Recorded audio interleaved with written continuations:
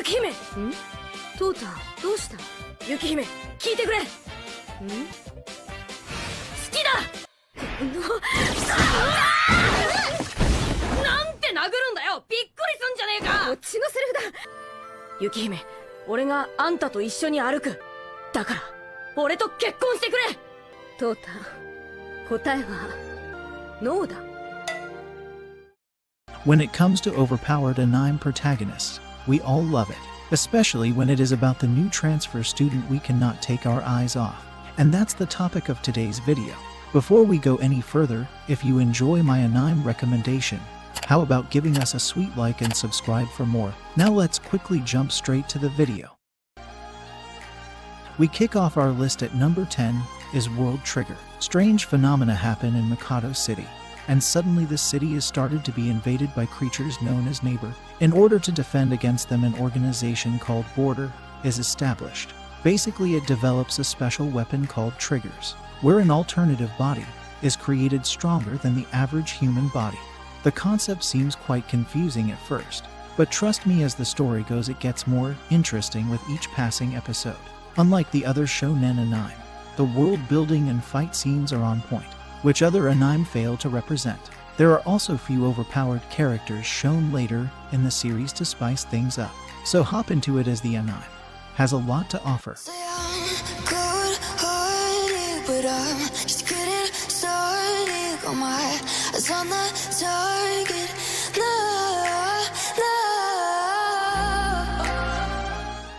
Moving on, next we have Noblesse. Year 2020 doesn't seem to be a good year for manhwa entries. First the rushed up story, and now the adaptation does not live up to his name. Our protagonist wakes up after 820 years, which makes it quite left behind in the human world. In order to have a better understanding, our MC decided to join a school, which was established by his royal servant Frankenstein.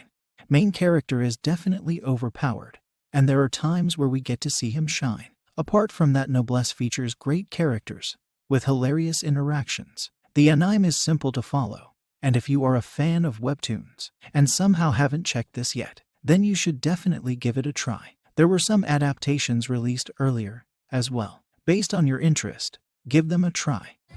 Best to give me your loyalty, 'cause I'm taking the world, you'll see. They'll be calling me, they'll be calling me. At number 8 is Welcome to Demon School. Uruma-kun, being treated as the last species on Earth by your parents. Why does everything directly feel pointed towards me? Anyways, Uruma had a difficult life thanks to her parents. He had been sold to a demon lord. Although that doesn't sound ideal, I mean, come on, where are they getting these types of deals? Now our MC had to start a new life in the demon world.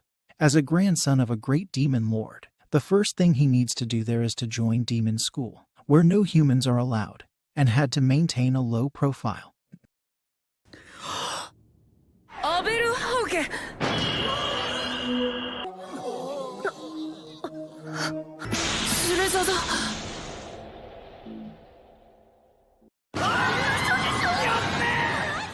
Yeah, just like that, our MC became a center of attraction. There is no strong plot to the story despite what I have said, but we all can watch some non-brainiac shows to light up our mood, right?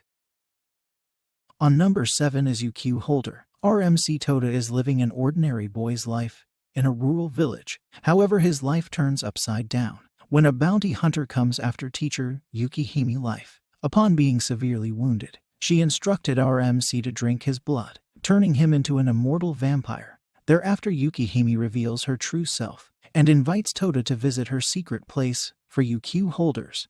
Now our MC gets 2 options in one package. I mean, his sensei, who can turn herself from lowly to a big busty MILF based on MC preference. Isn't it a really convenient ability to have? Remember Biscuits from Hunter x Hunter? If you have watched an old classic, Negima, then this is a sequel featuring his grandson with a much better animation. Next on we have Quality Code. In future Japan, humans are at war with mysterious beings called the Unknown. Yes, when the show is on a low budget, things like that happen. During the attack, adults decided to save children by putting them into a cold sleep. A few decades later, when kids awake and few of them got the superpowers, they named those kids worlds. because they can now save the world. Get it? Don't? Alright, let's move on. Now Kasumi with a bunch of hot girls take in charge to defend the cities of Tokyo. For all characters they are, you can call it inspired from others' work. And the adaptation was done by A1 Studio. Same as fairy tale based on 3 light novels. By the name you can Google yourself. They'll be calling me royalty. Best to give me your loyalty, 'cause I'm taking the world, you'll see. They'll be calling me. At number 5 is Code Breaker. Sakura was living a cheerful high school life, quite skilled in martial arts. On her way home after school, witness a supernatural phenomena. People are burning in blue flames, and there is someone standing beside them. Soon she called the police, but no evidence was found. Next morning, a new transfer student, Rai, joined her school, threatened her not to tell anyone about last night's incident. Out of curiosity, Sakura decided to follow Rai. There she finds out Rai was not killing anyone cluelessly, instead he is Code Breaker. The first half of the anime is used to build the story, and in the second half is where all the fun begins. Sadly, the anime is highly underrated and the story also did not receive much time to fully blossom. If only it had a second season, then things would be a lot better. Continuing on, next we have Magical Warfare. The story revolves around 2 worlds, one in which we currently live, and on the other part where all the battle shounen takes place. At least that's what is written in the manual. On one summer morning, Takeshi finds an unconscious girl in an unknown school uniform.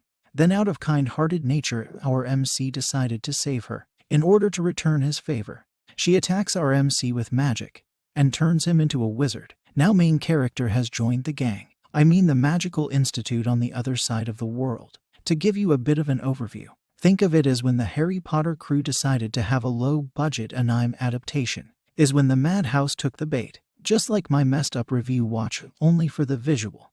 They left me for dead, I guess I'll never learn. Every time I break, there's just more pain to burn. They'll never, never, never learn. On number 3 is Armed Girls, Michievalism. In an all-girl high school where all of them belonged to rich families, eventually decided to start accepting male students, and for safety purposes girls are allowed to carry weapons. I know it sounds weird, but typical anime logic. Anyway, moving on. There are top 5 female students known as Supreme 5, whose job is to look after male students' actions. Yes, we all know where this is going. In general, the story is about the male student who transfers to all-girls school and beat the crap of arrogant girls and make his way to harem. Now before you start watching, let me give you a bit of advice. Don't put too much pressure on your brain while watching, and you are good to go. To the battles won, till kingdom come. For the second spot we have Sky Wizards Academy. Humanity was near extinction due to giant magical beasts, and now humans live on Sky Island. However, in order to fight back, Wizards Academy is established to fight against these monsters. For that, our main character, Kanata Age, is labeled as a traitor because of her past events, also known as the Black Swordsman. Get recruited to instruct the worst batch of 3 girls from the academy. The first meeting didn't go well. With a bit of misunderstanding, they started their journey that later turned into harem ends. Still, our MC teaches them some valuable life lessons and saves them from danger, so the reward is worth taking. The plot is used repeatedly, so if you don't mind, then enjoy the ride.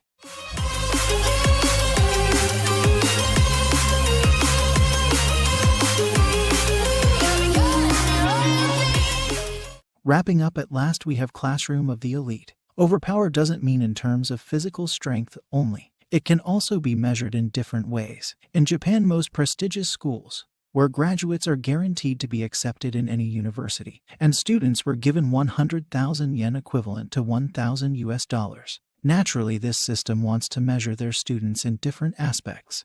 RMC Kiyotaka Ayano Koji, on first glance, looks like an introvert who has trouble making friends. Meet Suzuna. Both have their own family issues they don't like to talk about. Still, this unique duo manage to tackle their school problems. The first season left us with many questions, and there are only rumors for the second season. Well, only time will tell. They say I'm dangerous 'cause I broke all their cages. No, I won't sit and take it. Now we have come to an end. Thank you guys so much for watching. And if any of these suggestions were found helpful, then feel free to drop a like. And if I missed some of your favorites, then let me know in the comments. Also, to support the channel, please consider subscribing. Lastly, I wish you all a wonderful time ahead. Hope to see you around. Peace. To the